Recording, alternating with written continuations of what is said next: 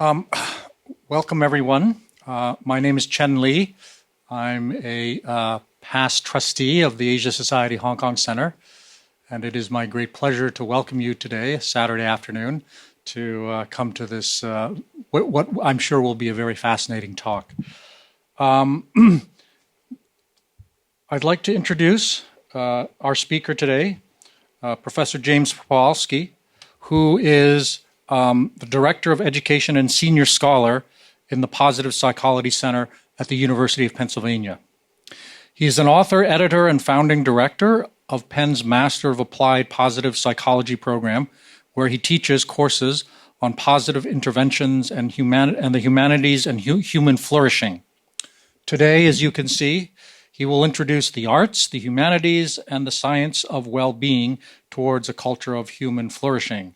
A lecture on the field of positive humanities, emphasizing on well-being to balance current approaches in literature, music, art, movies, philosophy, history, religions, and other cultural domains.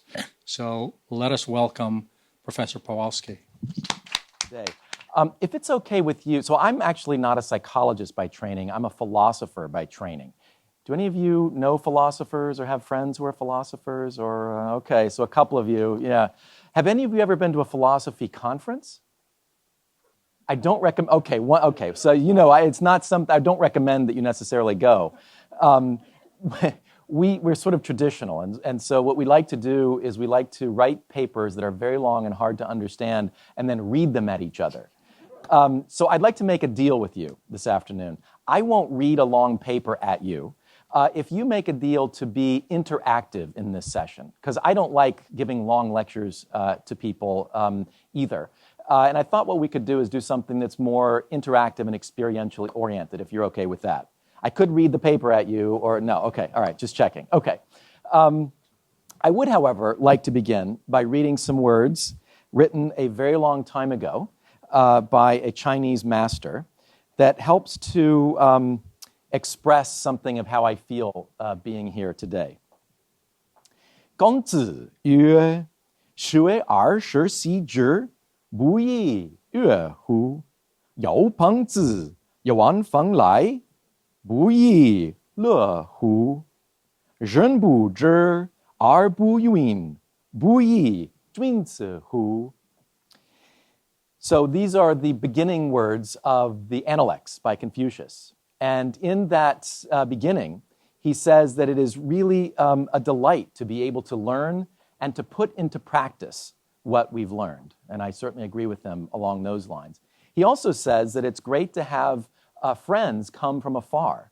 And in my own situation, I know the converse of that is true. It's great to be a friend who's been invited to come from afar and be with you. So while I'm on the topic of borrowing from other people's words, I'd like to read a couple of poems for you from an anthology of poetry that I and some literature professors have put together called On Human Flourishing, a poetry anthology.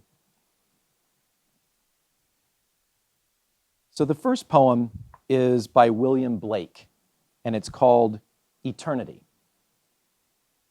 He who binds to himself a joy does the winged life destroy. But he who kisses the joy as it flies lives in eternity's sunrise.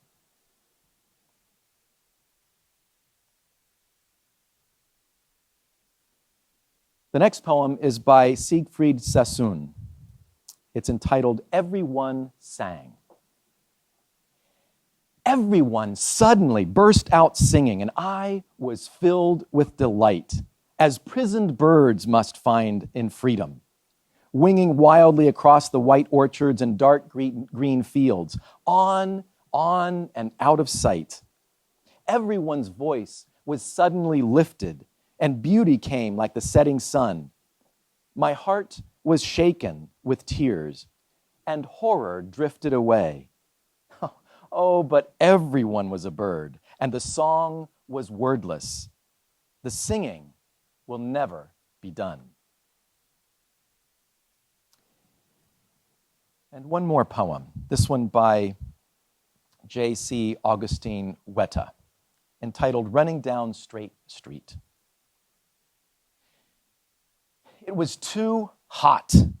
The air was thick with steam, rising like warm breath from rocks and ferns. But I ran like terror out of my cool cell into the sun, furious with heat, a clenched fist at the small of my back. And my feet steamed in my shoes, and my breath baked in my chest, and every slap of the pavement rang sweat upon my face. But I ran on. Jaded trees scorned my effort, quiet, exhausted. Even the insects received my fury in silence. And the sweat shook into my face with each stride, and the salt collected in the corners of my eyes, and the world turned a shade of red. But I ran on, pushing through the summer air so thick my breath seemed cool by comparison, until a drop between the eyes stopped me. Like the cool finger of God. And to be sure he had my attention, another tapped the crown of my head, and another, my chin, my cheek, my lip, and another. Then, with a flash and a crack, I was enveloped by 1,000 cold touches, like the fingertips of a blind man, till there was no taste of salt left. And I ran on, my shirt slapping my back like a heavy hand, and my toes pushing water through the seams of my shoes, and all about me, nature stretched its jade leaves heavenward.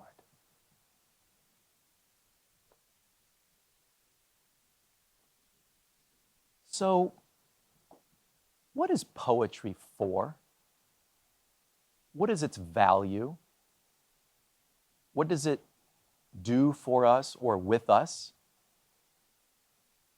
And those are not rhetorical questions. So this is the beginning of the interactive portion. So thinking about the poetry I just read, or the poetry that you've experienced in your own life, what does poetry do for us? What's its value? Teach empathy. Good. What else?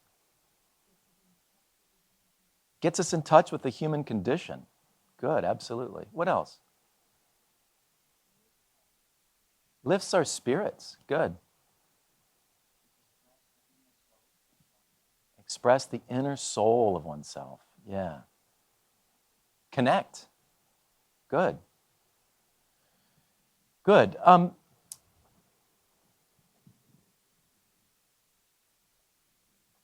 Adding on to poetry, art. So does anybody happen to know who did this calligraphy? Well, I'm channeling the correct answer from somewhere in the audience. I'm not sure who it is, but somebody is thinking Su Dongpo. And it is. So hundreds and hundreds of years ago, some calligraphy. And a painting by, does anyone know? Toulouse-Lautrec from the Barnes Foundation in Philadelphia. So what is the value of calligraphy or painting? Either these examples or examples that you have observed and been impressed by in your life. What role has visual art played in your life?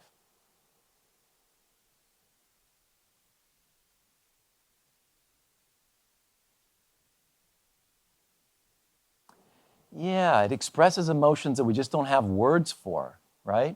And it somehow touches us at a non-verbal level, it seems. Good. Other thoughts?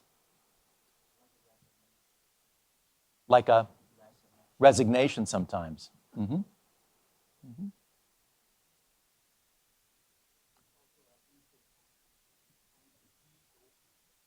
A kind of visual. Yeah, good, good. Well, thank you for your observations about the value of poetry and art.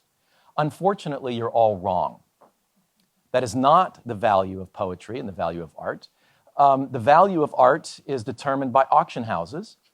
And if you have a few million extra dollars to invest, I would recommend that you invest in art. It's a good investment these days. Not Toulouse-Lautrec's painting, not this particular painting, because it's owned by the Barnes Foundation. And we don't know exactly how much the art in the Barnes Foundation is worth because it hasn't been sold for a very long time. But the guesstimate is between $20 to $30 billion worth, which is a heck of a lot more than Albert Barnes paid for it when he first bought it. So the value of art is economic. The value of poetry is economic. If you're publishing a poetry book, you need to know how many copies you're selling. You need to know how much each one is going for and make sure that you're making at least something of a profit so you can stay in business to publish the next volume of poetry.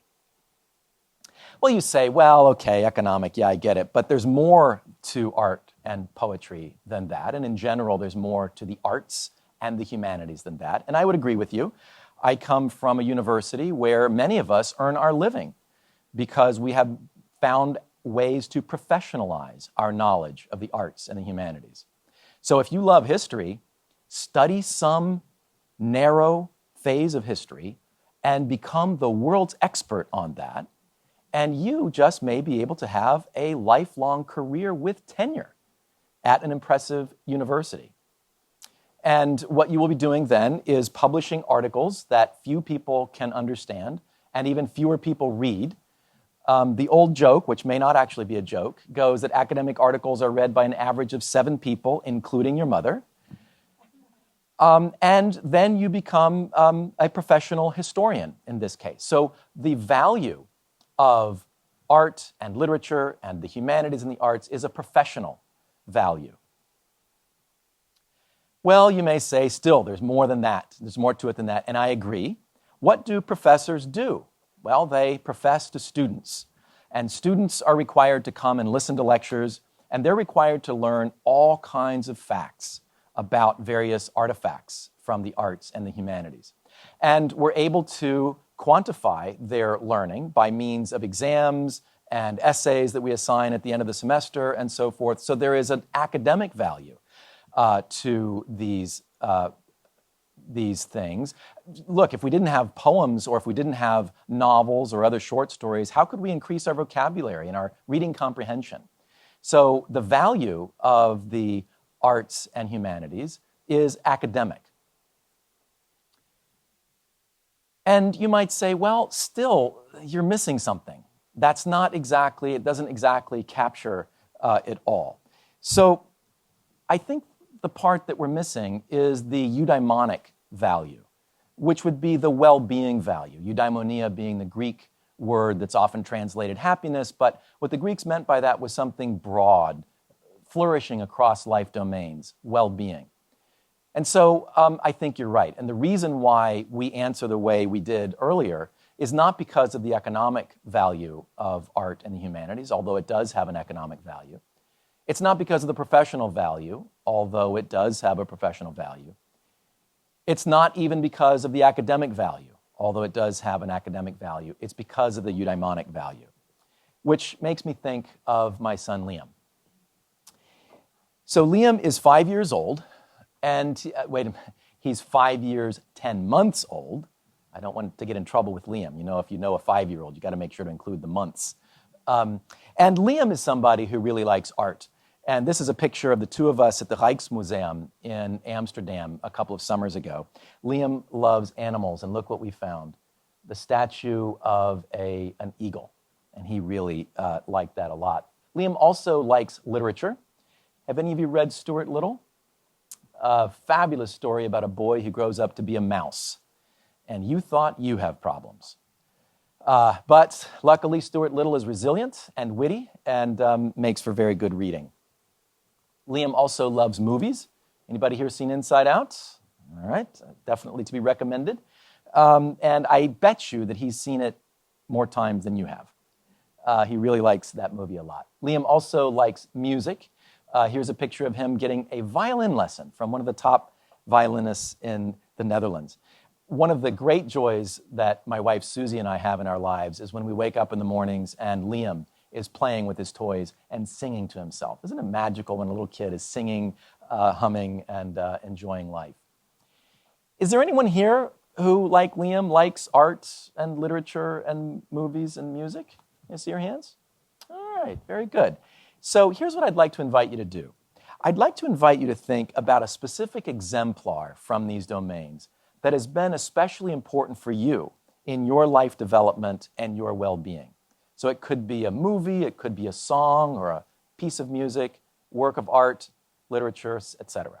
Okay? Think of something that has had an impact on you in some way and made your life richer, better, helped you to flourish in some way. And in a moment, I'm going to ask you to turn to your neighbor and introduce yourself if you haven't already met them, and tell your neighbor what the exemplar is and how it has been valuable for you in your life.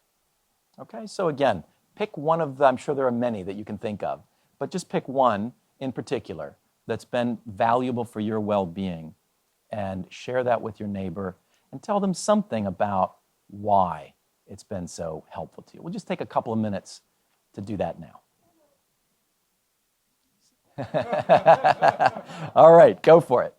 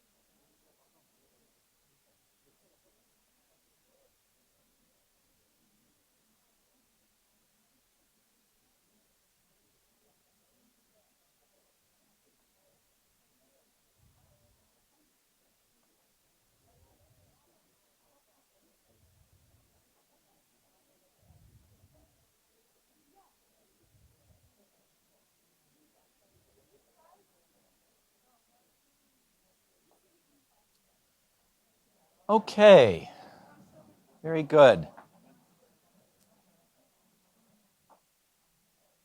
So, how many of you chose a work of art? Let me see your hands. Okay, great, good. How many of you chose a work of literature of some sort? Great, good. How about a movie?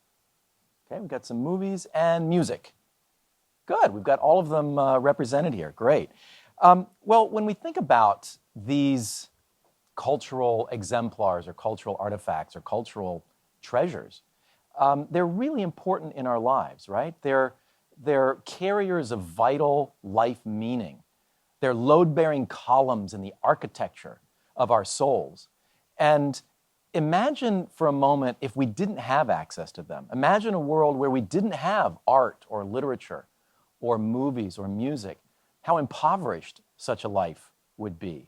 How much less well-being and less flourishing we would have in our lives.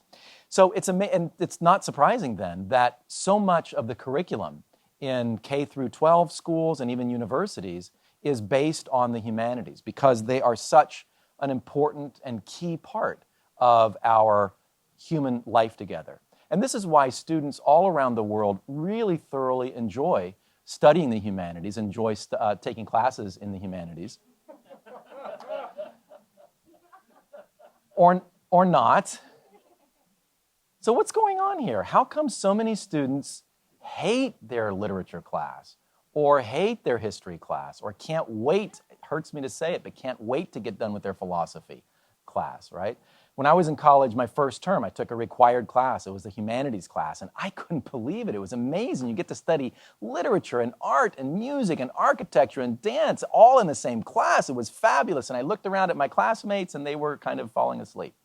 So why is it that it connects with some of us at such profound levels, and why is it that for some of us it doesn't so much? And I think a lot of it is because it has a variety of values. And so when we think about the economic value, look, there are people who wake up every morning whose job it is to care for the economic value of the arts and the humanities. And it's measurable. So we have metrics for understanding how much a particular painting is worth, for example. We have people who wake up every morning thinking about the professional value of the arts and the humanities. How can I increase or advance my career as a history professor, for example? And there are particular quantified ways that I can demonstrate my expertise and value as a faculty member. And there are millions of students every day who wake up concerned about the academic value of the arts and the humanities. How can I cram last minute for a test I'm not prepared for so that I can at least pass this class and I won't have to take it again next semester, right? And there are ways of quantifying their success or lack of success on exams. So you get graded exams and graded papers. If you think about the eudaimonic or the well-being value of the arts and the humanities, who is it who wakes up every morning and has as their job to advance or unlock the well-being value of the arts and the humanities? And who's measuring this? Who's measuring the impact of a visit to a museum or attendance at a concert? So you see that the eudaimonic value is at a disadvantage vis-a-vis the economic, professional, and academic values. And that's a reason why I think so often the eudaimonic value is eclipsed. But it's really crucial. And so when I was in college, I was a STEM major. I majored in mathematics, and I was amazed by the power and precision of mathematics. I loved doing a page or two of calculus and getting to the end and getting the answer x equals 2. And then I would look up the answer in the back of the book, and there it was, x equals 2. I had gotten the answer right. It was so much fun. I also found myself, though, intrigued by humanities classes because of the meaningful questions about life that they addressed. So I remember being in literature class, and we were talking about really important questions. And I thought it would be important to look up the answers in the back of the book because I didn't know what the answers were, but there was no answer key back there. And I thought, my goodness, we've got to be able to bring these modes of inquiry together. So from that point, it became my passion to bring together the power and precision of STEM with the meaning of the humanities. And so that has been a guiding light and principle for me. And one reason why I was so excited about 16 years ago to meet Martin Seligman, who's the founder of the field of positive psychology.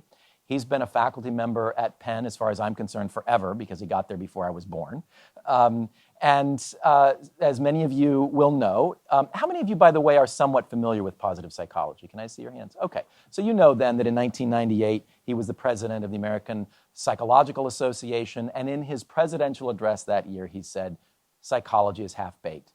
We do a good job of focusing on identifying and curing, or at least treating, mental illness, but we've pretty much left aside mental strengths. And so positive psychology focuses on using empirical methods to study the good life, to study human flourishing and well-being. So a reason why I was attracted to this field is because it combines the power and precision of mathematics and contemporary social science with the meaning of the humanities, because it asks the kinds of questions about our lives that philosophers and theologians and novelists and artists and musicians have been probing and investigating for millennia.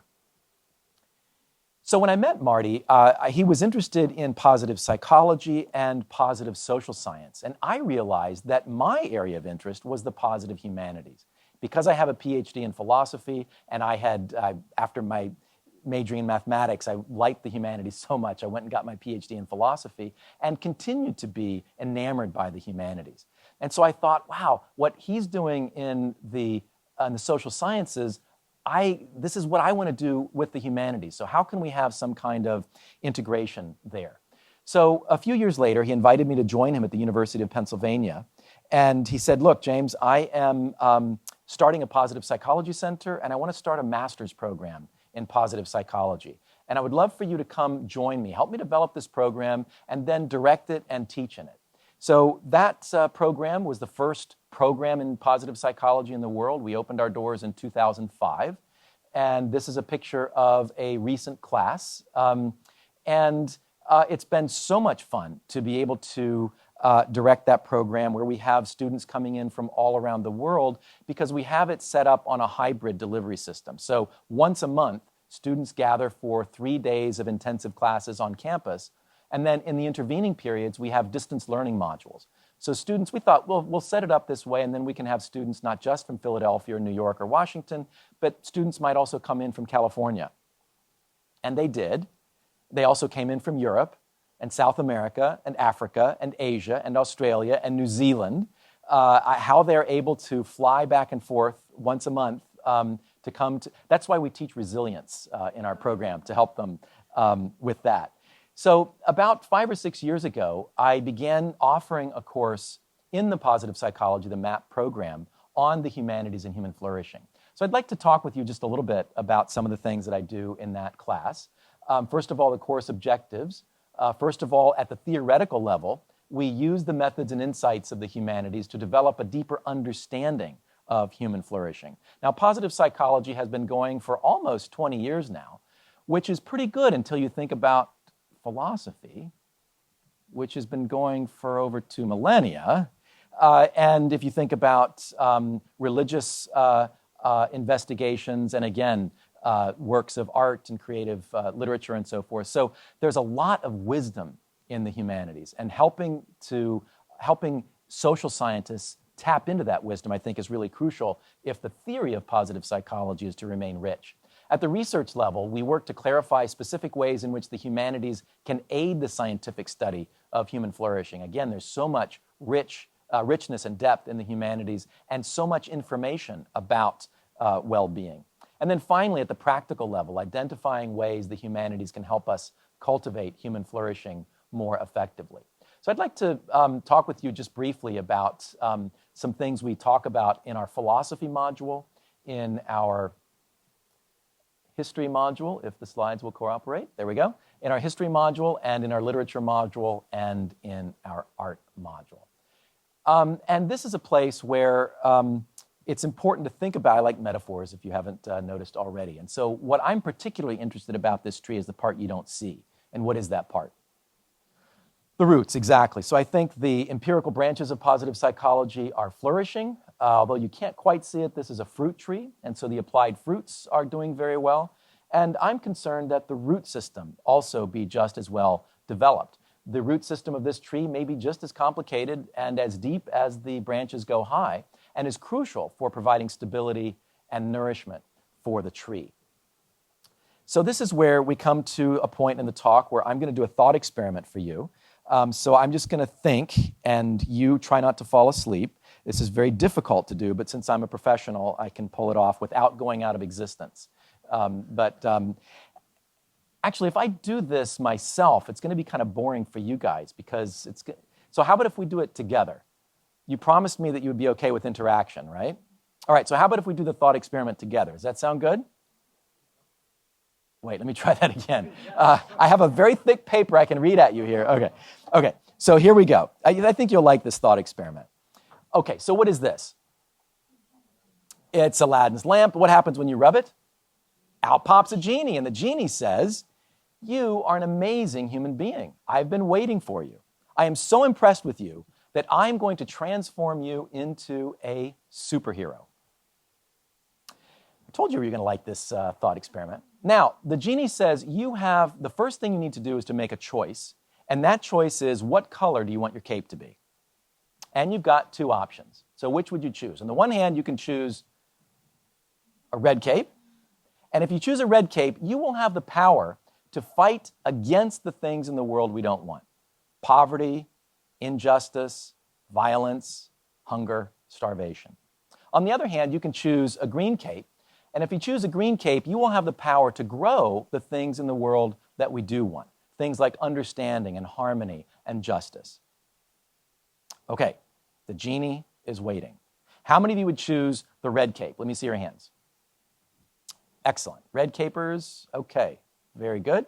How many of you choose the green cape? Let me see your hand. I don't know if the genie has enough green capes. We'll have to check in about that. But in any case, okay, so I wonder if one or two of you, a couple of you maybe, who would like the red cape, would be willing to share with the rest of us why you would choose the red cape. So why would you choose the red cape? Yes.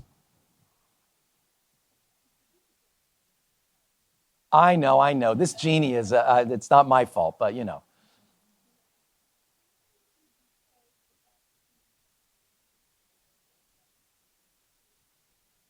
Yeah.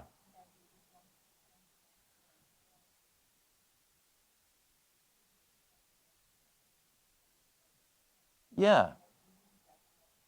Yeah. Good point. So those problems, I mean, they just grab a hold and they grow and they grow and they grow. And if you don't attack them somehow, they just kind of take over, right? Kind of like,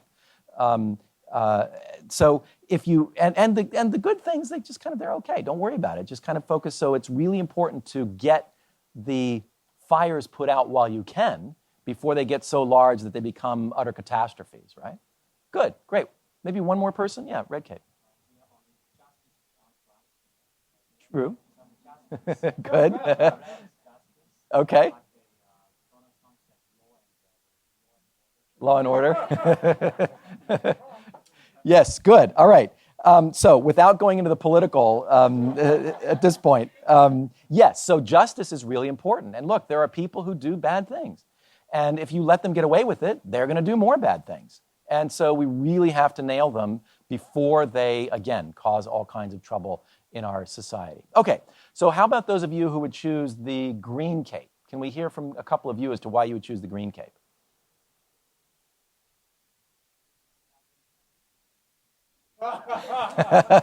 What are you going to do? Fires are going to start, but the green side, there's something maybe we can do about that.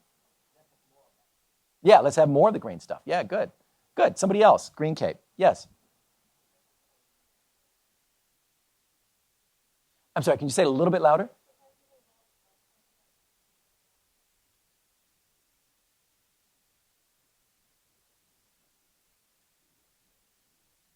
Okay, good. So the bad things really are tough to handle, but because we have the green cape things in our lives, they can give us the resilience and the meaning and the stamina to be able to handle those difficult things in our lives. Okay, great, thank you. So which is correct? Well, the point of this thought experiment is not to say that one is right and the other is wrong, but to say that they're different. Would you agree? If you're a red cape superhero, what are you going to be looking for? Problems. Will you find them? Alas, yes, there are plenty of problems in our world, and you will have a very meaningful existence as a superhero fighting those problems. On the other hand, if you're a green cape superhero, what will you be looking for?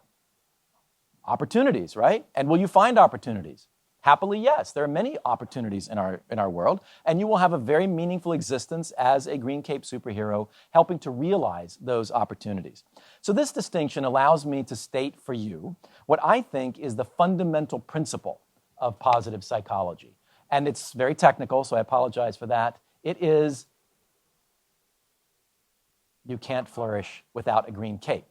And that's because well-being is not the same thing as the absence of ill-being. So if we get rid of all the things that we don't like about the world or don't want in the world, the good things don't automatically follow. So have any of you perchance had any experience, I know this is Hong Kong, I'm not sure this is a really weird and silly question or not, but have any of you had any experience with gardens? You probably don't have an extensive garden in your backyard, but at least you know what I'm talking about when I say garden, right? So when I was you're lucky. I'll tell you my story. When I was a kid, we lived about 20 minutes away from my grandparents' farm. And so on summer times, on the weekends and during the week, we would go out and we'd work in that garden. Now this was bordering on, or maybe not even just bordering on, cruel and unusual. Because you know how tough it is for kids and teenagers to eat their vegetables? Now imagine you're being forced to grow the vegetables, which you will then have to eat. But anyway, so in that garden, if we had pulled all the weeds from the garden, but not planted anything, what would we have had? Pile of dirt, right? We wouldn't have had any kind of harvest. And so it's really important that we don't just focus in our lives on getting rid of the problems. That's not sufficient for flourishing.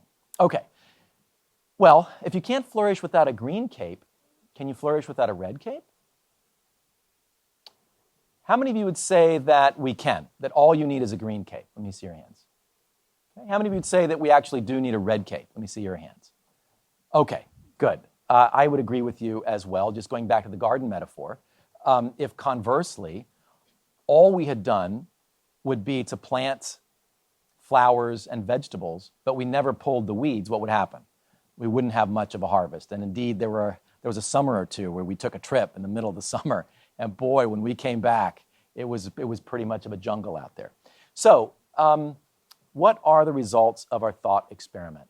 It seems that having the green cape is important, and having the red cape is important. So clearly what we need is a reversible cape.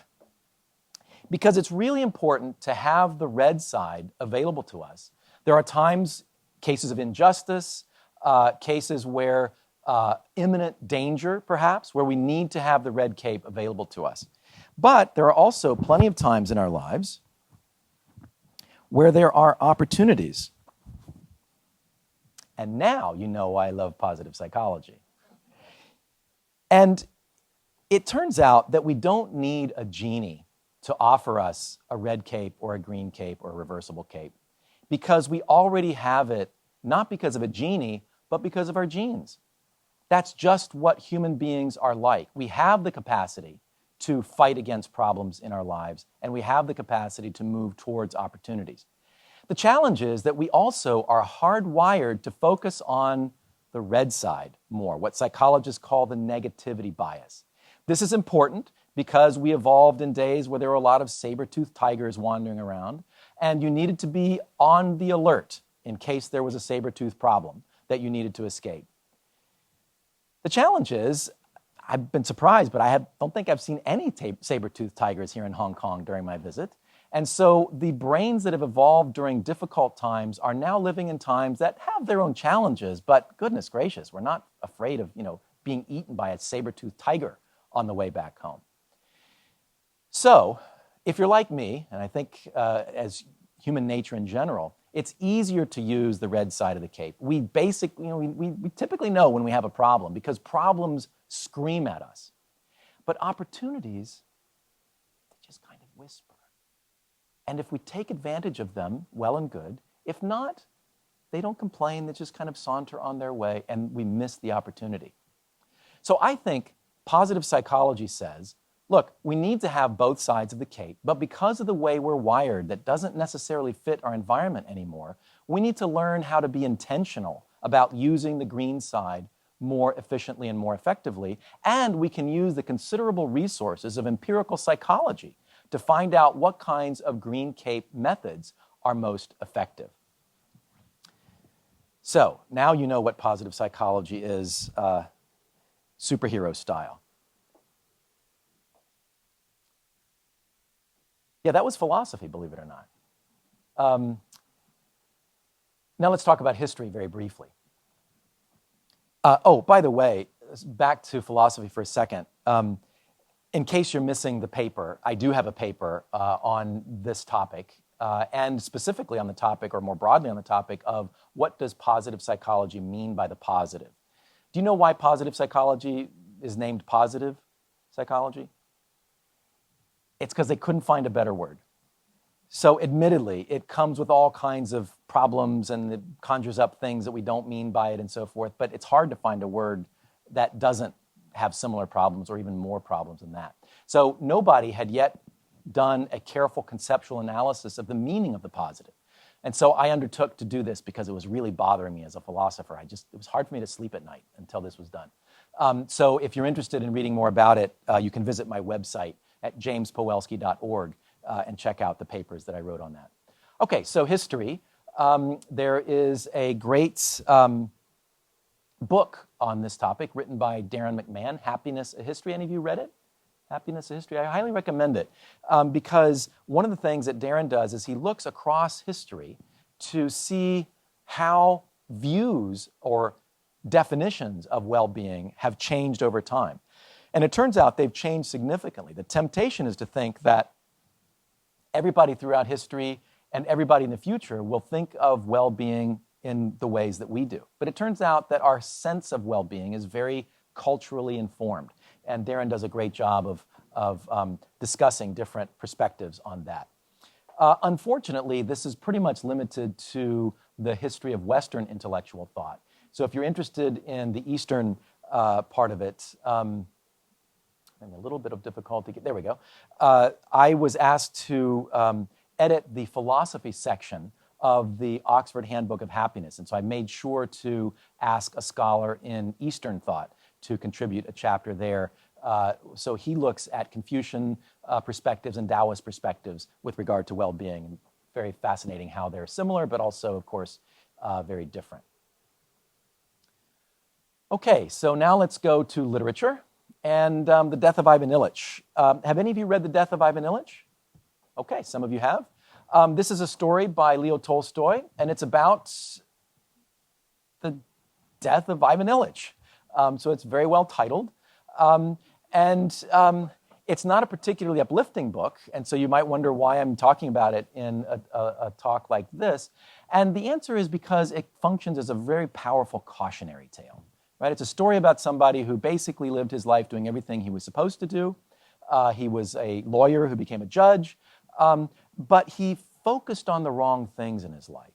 He focused on economic and financial advancement and professional advancement to the exclusion of and to the neglect of his family and true, deep, authentic relationships with himself and with others. And so he comes to the end of his life and he realizes he lived his life in a way he should not have lived it. And the power of this story is that when you come to the end of the story, you're not on your deathbed. And you have a chance to do something about it if you want to. A few years ago, in my class on the Humanities and Human Flourishing, one of the students was a woman who was a law partner in one of the largest law firms in the United States, so was phenomenally successful in the law field. She wrote me an email, and in the subject of the email it said, "Ivan Ilyich made me do it." I thought, oh no, what's going to be in this email? So I opened it up, and she said, "I quit my job." She said, "It was something I knew I needed to do for a while now, but reading this story really helped me to make the decision." So she stepped down from her position and has gone now to Claremont Graduate University and joined their PhD program in positive organizational development and is studying to prepare herself to go back to law firms and help them focus on, yes, being successful as law firms, but also making sure that they take care of the well-being of their partners and associates. So as kind of a bookend or a counterbalance to The Death of Ivan Ilyich, we read a short story by Willa Cather, Neighbor Rosicky. And Neighbor Rosicky is a great story about an immigrant from Eastern Europe who went to London first and then New York and had a very tough life. Unlike Ivan Ilyich, though, he made key decisions in his life not merely focused on wealth accumulation, but focused on taking care of his family. And so his death was a very different kind of experience from the death of Ivan Ilyich. It was a very meaningful kind of ending of his life. A few years ago, a literature professor and I, Don Moores, teamed up to co-edit an anthology called The Eudaimonic Turn, Well-Being in Literary Studies. And this is an exploration of kind of doing for literary studies what positive psychology does for psychology. So as you may know, literary studies tend to focus on suspicion And so there's the hermeneutics of suspicion, as Paul Ricoeur named it. And so what you want to do is you want to read against the grain. You don't want to get distracted by the interesting story and plot line. You want to understand more deeply what kinds of pernicious ideologies have been embedded in the text. And so it's important to be suspicious, of course, but if all you are is suspicious, then you're leaving an awful lot out of the picture. And so Ricoeur also coined the term hermeneutics of affirmation. And so this is a book that also that tries to celebrate the importance of balance, but not neglecting the hermeneutics of affirmation. We read earlier from our anthology on human flourishing, a poetry anthology, which again is an attempt to gather together poems from many different traditions, and that have to do with human flourishing, but from many different perspectives. So as we read earlier, some celebrating just the sheer joy of certain moments of life, and there's nothing wrong with that. There's no need to apologize for savoring. But also that focus on resilience and moments of transformation as well.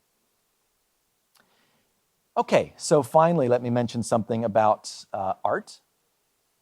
And I want to come back to this painting by Toulouse-Lautrec. Every year, I take my students on a field trip to the Barnes Foundation. And I don't know how you go through an art museum, but nowadays, more and more, it appears that the thing to do is to rush to the Blockbuster, find the Blockbuster, take a selfie, and then post that on Facebook, and then you've done your duty for the day. And regardless of how impressive that might be to your friends, I'm not sure that actually does anything for your well-being.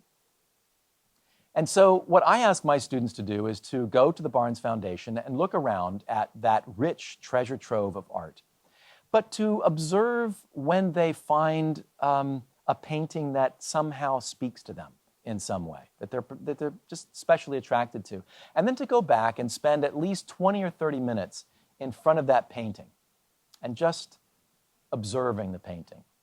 And so this is a painting that was selected by one of my students, Julie Hayslip, and she told the story afterwards that she went to this painting and she began looking at it and she said, so I feel kind of resonant with this painting, but why? This woman looks so sad, she said. But I'm not sad. Actually, I am sad. Why am I sad?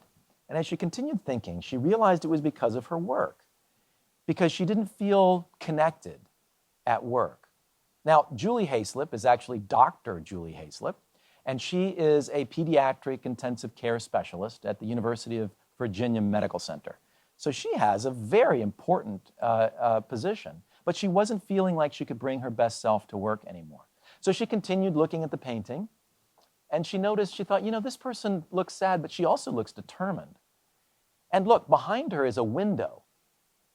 So she could change her circumstances, and whatever it is that's making her sad, she could change her life. But look, I'm determined. So how could I change the circumstances of my life so that I can feel more fulfilled at work? And she thought, what's going on over at the nursing school is much more resonant with some of the things that I'm now wanting to do. So let me go and talk with them and see if I can work with them more. And so, in fact, she did. And her work life was transformed. She was able to bring more of the meaningful contributions that she wanted to make as she worked as well with the nursing folks at the University of Virginia Medical Center. So this is an example, just one example of the ways in which we can think about, open ourselves up to, unlock, advance the well-being value of art in this particular case.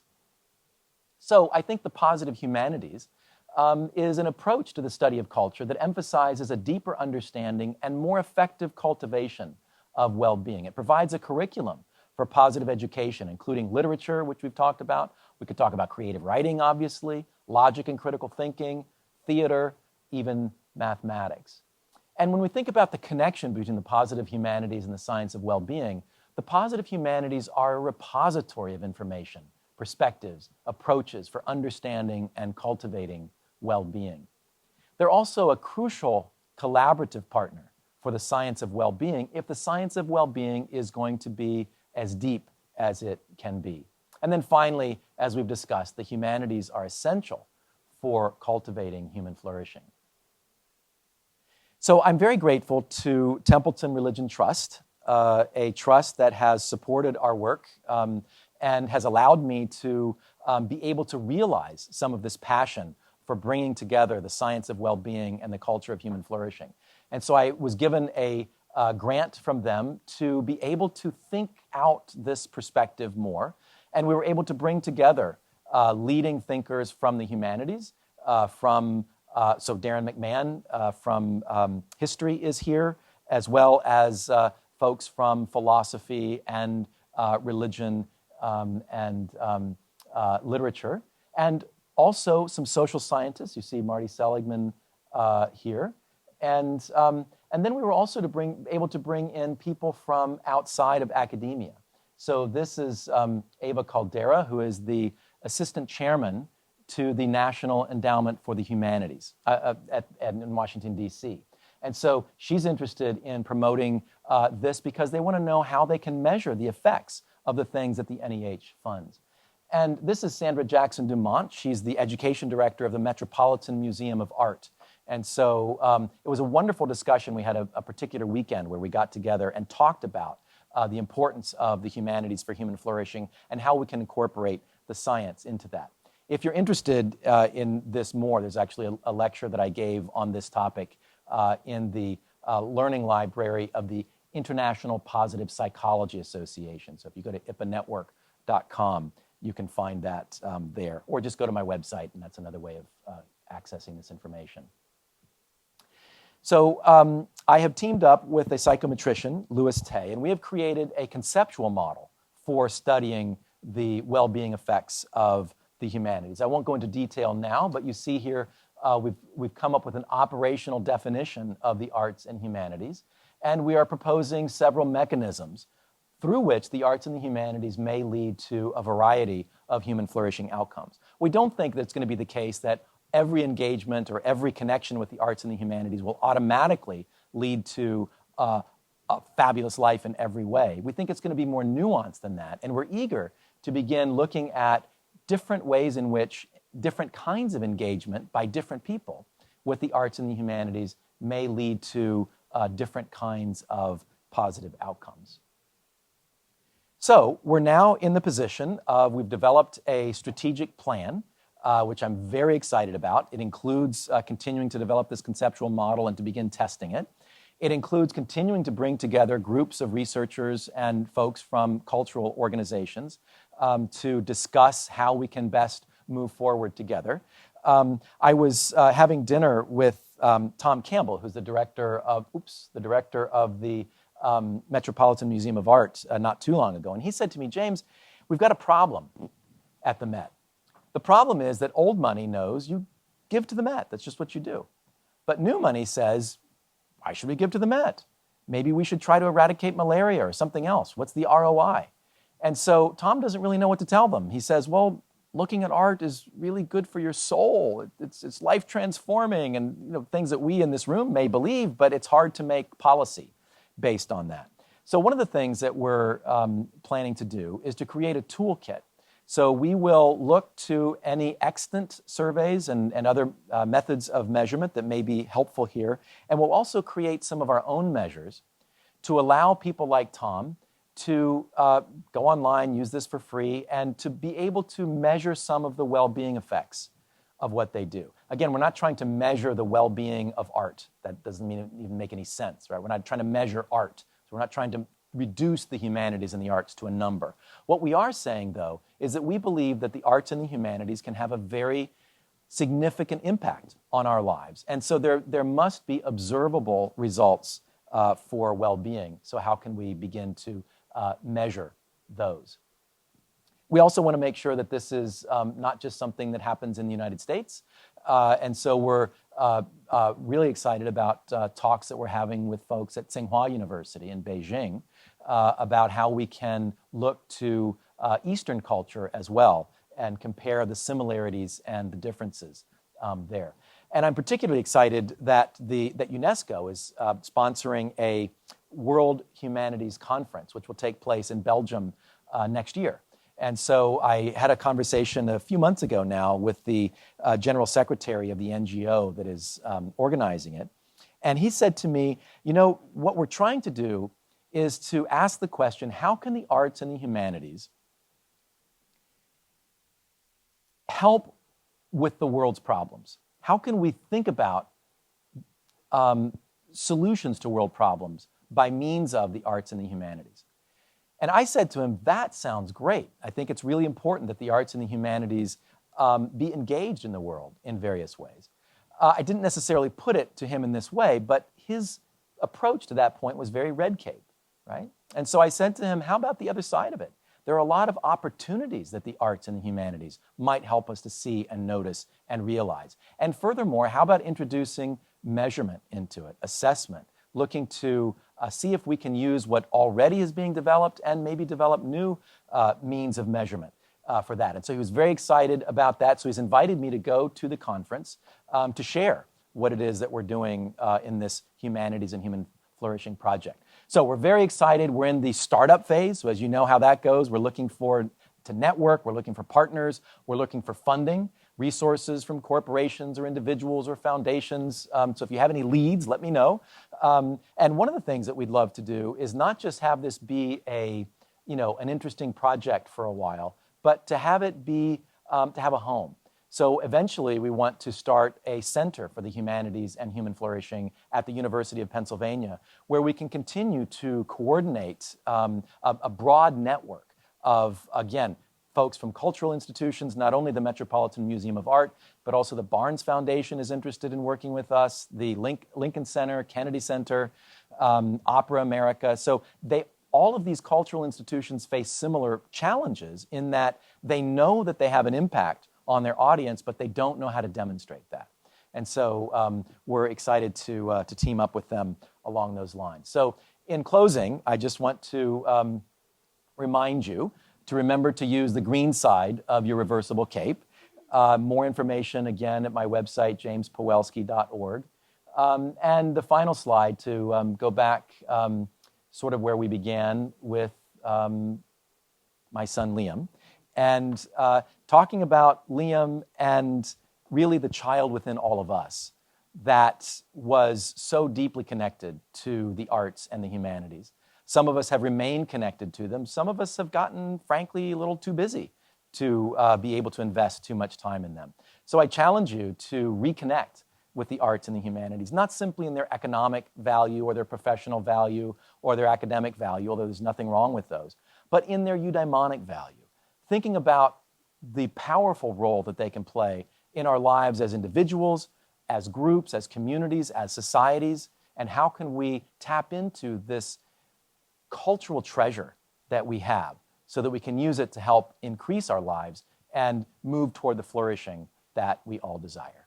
Thank you very much. Okay, great. So I think we have time for a couple of questions, maybe, if anybody has a question or a comment.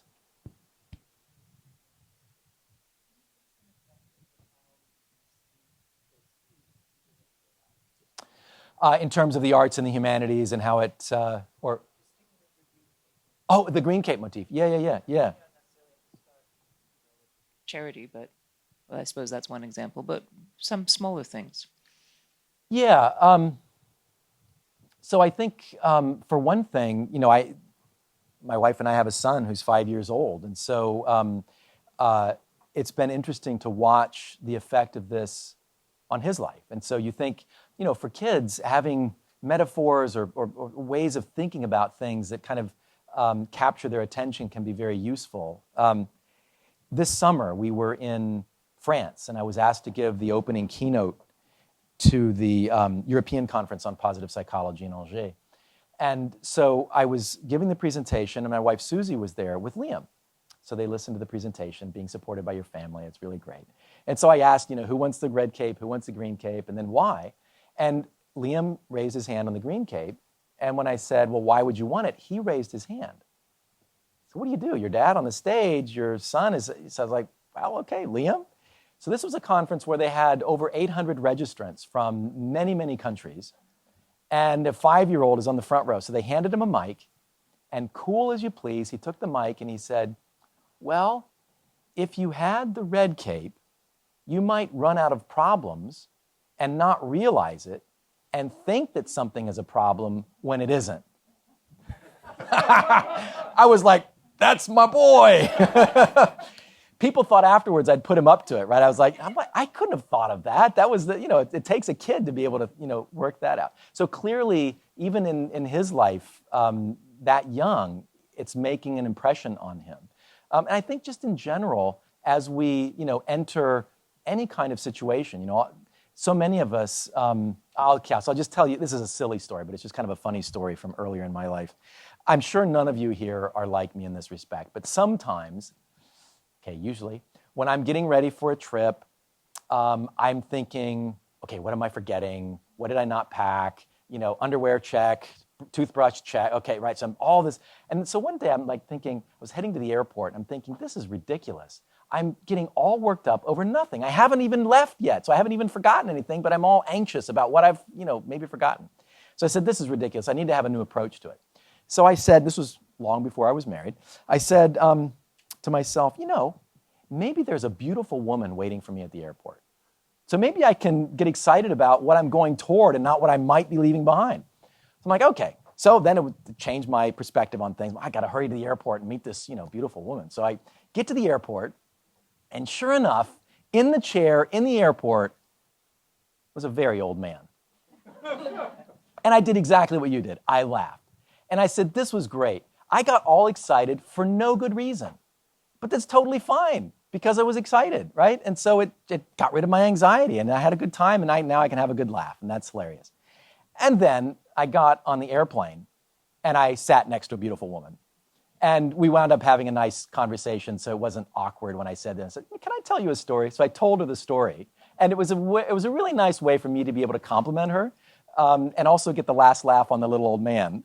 So again, that's a very kind of quotidian example of how just shifting perspective from opening yourself, even making something up that you might be able to expect, can lighten your mood and lighten your load and change your perspective on things, and who knows, allow you to give a compliment to a stranger. Great. Other questions or comments? Okay, thank you.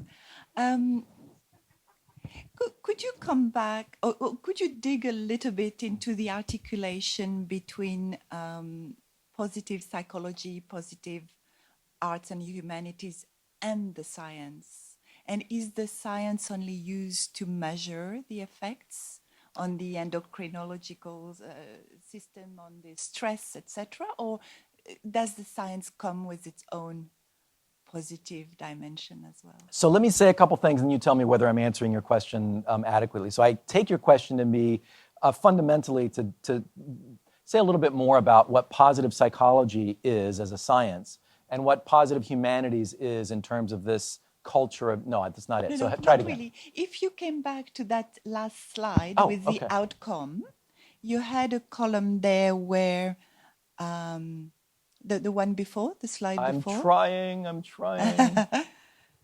Take your time. Don't stress. There we go. Over Thank you. that right this hand column. side. Yes. Yeah. Yes. So the neurological part, yes. the endocrine effects, the stress effects, etc. So is that the only dimension where positive science comes into the picture, or are there other? Yeah. Okay. Thank you. So I would say that all of this has to do with positive science in the sense that it's positive psychology, positive social science, and more broad, here physiology and so forth, right? So I think it's a combination of scientific perspectives because well-being isn't just captured by one particular scientific approach, right? And so again, we want to be as broad as we possibly can to think about the kinds of effects that we're likely to pick up on. Because quite frankly, one of the dangers of what we're doing is that we do like the Russian cosmonauts who sent a cosmonaut to space and said, well, he didn't find God, so therefore there's no God. Now, maybe there's no God, but I doubt that sending somebody into space to look around and say he's not hiding on the other side of the moon, so I don't know where he could be. but the point being that sometimes science, in far less silly ways, looks for something and doesn't find it, and the conclusion that some people wrongly draw, therefore it isn't there, it's right. And so we want to make sure that we're not in a situation where we try to look for the observable results or consequences of something. We don't find those results, therefore people say there aren't any results, right? So we want to cast our net as broadly as we possibly can. We think that in some ways of engaging the arts and the humanities, there'll be more, at this physiological level, right? There are some times when our pulses are quickened and we're really, there are other things like, I don't know, philosophy, for example, where, reading the Nicomachean Ethics, for example, doesn't necessarily raise your heart rate. It might actually lower your heart rate. And so we might have to look to other things. Maybe there's some positive normative outcomes there, which again, I would say is part of the science because we can measure those kinds, or we're getting better and better at being able to measure various kinds of those outcomes. Does that help? Very much. Great. Thank you for the question. Hi. On the bottom right corner, the positive normative outcomes, Yeah. how do you approach looking at those or contextualizing them across cultures? Yeah.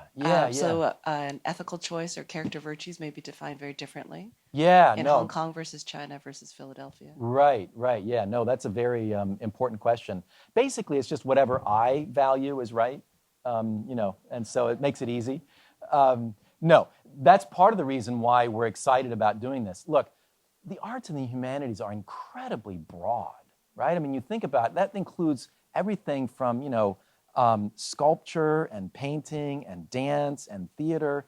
But if you just look at theater itself, there are so many different kinds of theater within particular cultures, but then across cultures and so on. So are we going to be able to say, well, theater makes people X in some way, right? So clearly it's going to have to be more nuanced than that. And one of the things that we're really excited about investigating is, does romanticism in literature or painting have different kinds of effects on people in general than modernism or than classicism, right? So these are traditions within one particular cultural history, let alone what do we do when we look to other, and so are we going to find, and I suspect that we will, that there are certain outcomes that come from someone within who grew up, let's say, within that particular cultural context, engaging in those, versus somebody who didn't grow up in that cultural context, engaging in those.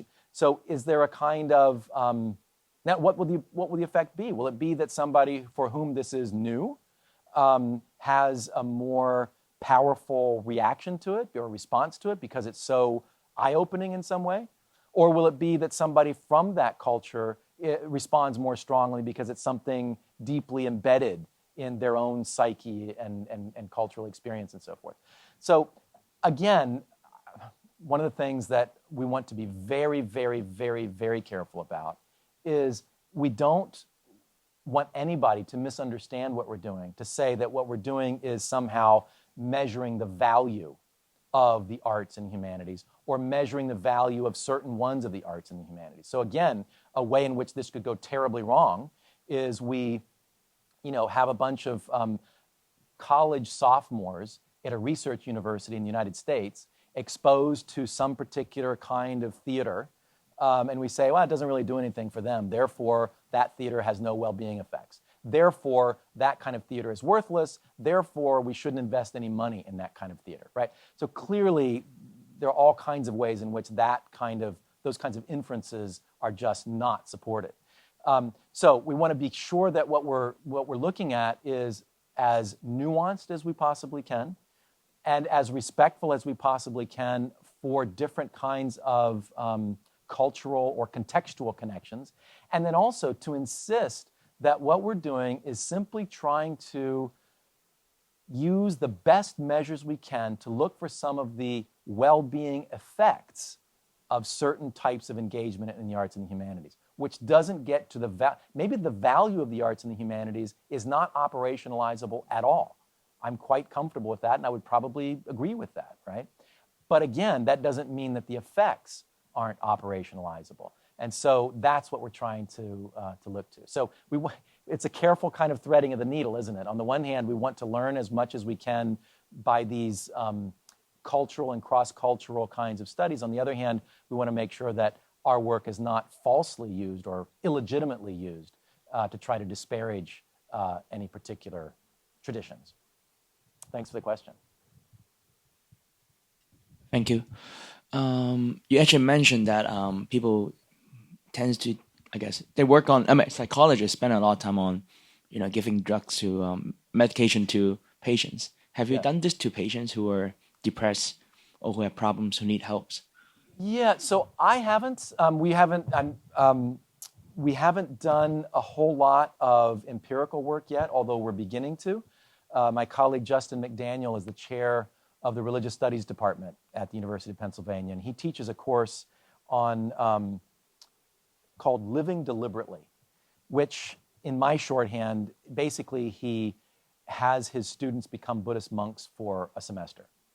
So over the course of the semester, he weans them off of words and food and electronics and sex and oxygen, I think. I'm not sure about that one. But, and it's a really transformative experience for the students. And so Justin came to the Positive Psychology Center a year or two ago and gave a presentation on his course. And I said to him, this is fantastic. Where were you when I was a college student? I would have loved to have taken this course, right? And have you measured the outcomes on the students? And he said, no, I'm a religious studies guy. I don't know how to do this. So we're collaborating with him to measure some of the impacts of the students. But in terms of, have we used this with, clinical patients and so forth? No, we haven't, but there are traditions, for example, music therapy, right, or art therapy, where the attempt has been to do so. So part of what we're going to be doing is looking at the literature in those domains, specifically to see if there's research, empirical research that's been done. But again, the emphasis of these fields, as I understand them, has been very red cape. And there's nothing wrong with that. But what we're trying to do is to say, is there a way that we can think of the arts and the humanities from a green cape perspective, as well as a red cape perspective, and a reversible cape perspective as well? Thank you. I'm curious if you can expand on positive psychology studies that are being done in your study, in your center and others that are overlapping with religion and really looking, maybe it is about, religious practices that you do bring about positive psychology, or maybe it's being more critical of certain practices. But I'm just wondering what kinds of things are people looking at right now? Yeah, great question. So I'll mention two people. One is Ken Pargament, Pargament, Ken Pargament, and he is just retired, so he's sort of at the end of his career, and I'll tell you shortly about somebody who's at the beginning of his career. So Ken Pargament is the guy who was the editor of the chief editor of the American Psychological Association's Handbook of Religion, Spirituality, and or Psychology, or something like that, right? So he's the kind of the leading guy, and he's done really interesting work about on religious coping. And so if you get a cancer diagnosis and you think that God is punishing you, obviously you're going to have a very different experience than if you get a cancer diagnosis and you think God is going to join you to help fight it, right?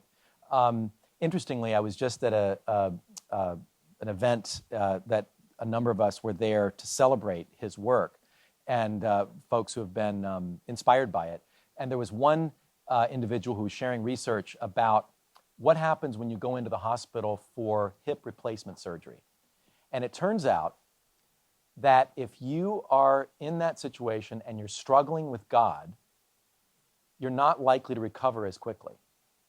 If you're not struggling with God because you're an atheist, you're fine. If you're not struggling with God because you think God is on your side and you're in good relationship with God, you're fine. It's when you have that struggle, right? Which makes sense. You're trying to figure something out. But interestingly, it has this physical effect. So I recommend you look up things by Ken Pargament, really, really interesting things. And then the other individual that I'll mention to you is David Yaden, Y-A-D-E-N, David Yaden. He is a graduate of our master's program and has just joined the PhD program at the University of Pennsylvania, working with Marty Seligman. And his interest is religious experience, what he calls self-transcendent experiences. And so he's looking to It's interesting that there are a lot of people who've had experiences where they feel like they've been connected to something, beyond themselves. It's very real, or feel like they're connected to everything in some way. And they may or may not have developed a religious belief as a result of that. But this experience phenomenologically, or just experientially, is an important thing to consider. So that's what he's studying. He's studying different ways of potentially inducing those kinds of experiences, but studying the value, or the value of their impact. And so one of the projects that I'm working with him on is to do a search through various cultures to try to find religious practices that may be valuable in contexts even aside from the ones in which they were developed. So think about meditation, for example, or mindfulness. Clearly something that came out of a variety of religious traditions, but now is used by many people who don't have a particular religious connection, or yoga, similarly. So are there others that we might find and that we might be able to use in a variety of contexts? We hope so, and we'll see. Thanks for the question. It's very lovely to see that there's a master's program in positive psychology, but I'm just wondering if you've ever thought about introducing positive psychology, not necessarily as like a major, say for example, a course in primary or like secondary education, because I think as a kind of mentality, it's very important for growing children to adopt it, because at a younger age, children are more impressionable and the mentality is more malleable. So why not start earlier? Yeah. Have you ever thought about that, or is it something that you would do? No, it's a great question. Let me mention one thing that your question triggered, and then I'll address that question. So we're in the process of putting together a MOOC. Do you guys know what a MOOC is? Massive Online Open Course. And so there's going to be a specialization on positive psychology. And so the first one, Marty Seligman is doing an introduction on positive psychology that should be released sometime in January of 2017. I'll be doing one on positive interventions. Angela Duckworth will be involved in another one, and Karen Rivich, who does a lot of resiliency training. So these courses will be available for free online, and you'll be able to learn a lot more about positive psychology if you're interested. Specifically to your question about working with younger folks, absolutely. I think many of us who find out about positive psychology are excited to find out about it and sad that we didn't find out about it earlier, right? So there is a very exciting area called positive education, where people are looking to apply positive psychology in elementary school on up. In fact, there are some leaders. In fact, Chen Li is a leading light in that effort, particularly here in Hong Kong.